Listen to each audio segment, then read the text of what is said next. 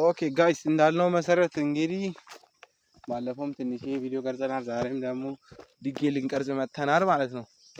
እንግዲህ የሰው ማሳ ነው። ባለማሳዎቹ ከመጡ ቅጥቅጥ ነው የሚያደርጉን።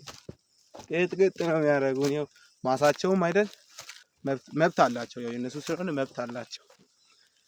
እና ብዙ ሰዎች አንተ ሰገጤ ምናምን በኮሜንት እያሉኝ ነው።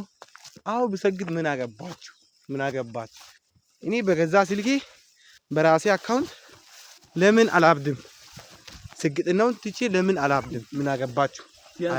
አያገባችሁ። ብሰግጥ ብፈምስ ምን አገባቸው? ቅጥል ያው እኔ ስፈምስ ማለት ነው። እነሱ ቅጥል ነው አዶናይ እንዳለው ማለት ነው። ቅጥል እኔ ፍምስ እነሱ ደግሞ ቅጥል። እንግዲህ ጋይስ ወደ ቦታው ደርሰናል። አይ አረሰውም አንተ ምን ሆናል? ይኸው አሁን ቅርብ መንገድ ላይ አሁን ደርሰናል ማለት ነው። እና ባለፈው ፍራቻም ነበረኝ እየፈረው ብቻዬን ስለመጣሁ ምናምን ፈርቼ በደንብም አልቀረጽኩም።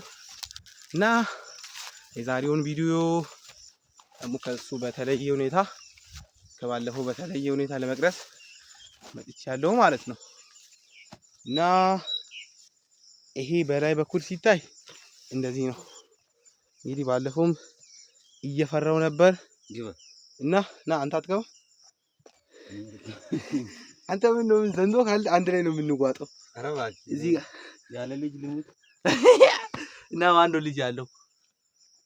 እና ጋይስ ሰውዬው አልተዘጋም። ና ወደዚህ ነው በዛ በኩል ያለው ተዘግቷል አትልም? ወደዚህ ያለው ወደዛ ተዘግቷል።